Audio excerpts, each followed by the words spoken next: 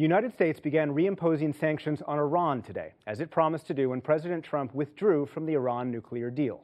The first penalties to snap back target autos, aircraft, gold, and other metals. In a statement, President Trump said Iran has a choice: either change its threatening, destabilizing behavior or continue down a path of economic isolation. Hours later, Iran's President Hassan Rouhani accused President Trump of hypocrisy. The first step would be for President Trump to show that he genuinely wants to engage in negotiations to solve a problem. What's the meaning of negotiations when you impose sanctions at the same time? It's like someone pulling a knife to stab a rival or an enemy in the arm, while at the same time claiming we should be talking and negotiating. We'll talk to the president's national security advisor, John Bolton, after the news summary. In the trial of President Trump's former campaign chairman, the prosecution's star witness took the stand. Rick Gates testified he hid foreign bank accounts and helped Paul Manafort file false income tax returns. That was years before Manafort joined the Trump campaign. Gates was the campaign's deputy chair. We'll discuss his testimony later in the program.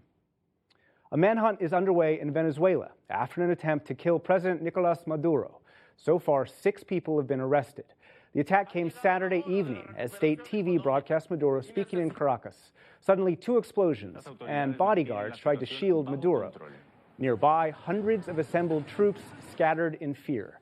Venezuelan officials say drones carrying plastic explosives targeted Maduro. They blame conspirators in the U.S. and Colombia. Washington has denied any involvement. In Indonesia, the death toll reached 98 in Sunday's powerful earthquake on the resort island of Lombok, east of Bali. Rescuers today used everything from hands to heavy machinery to clear away debris. More than 13,000 homes are damaged, and tourists said they ran for their lives.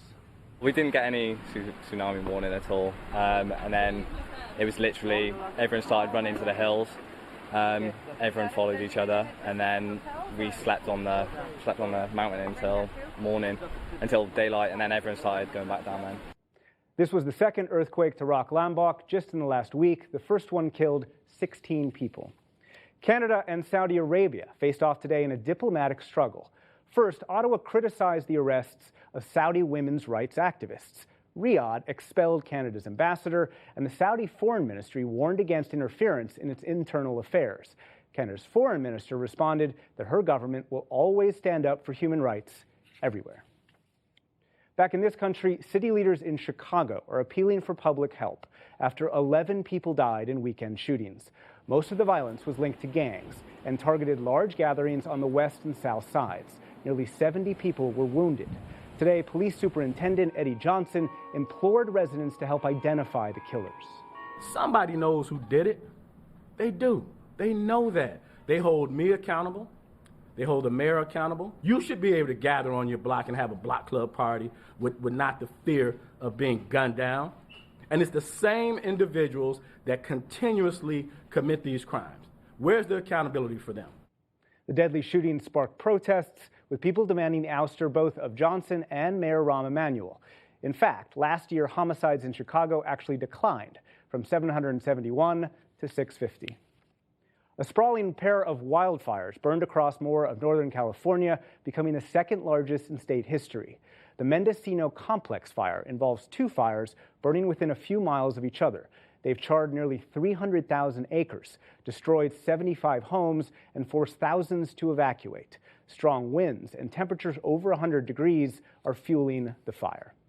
And on Wall Street today, the Dow Jones Industrial Average gained 39 points to close at 25,502. The Nasdaq rose 47 points, and the S&P 500 added 10. Still to come on the News Hour, one-on-one with National Security Advisor John Bolton. A view from Iran, an economy in turmoil after the U.S. pulled out of the nuclear deal, how climate change is exacerbating the world's wildfires, and much more.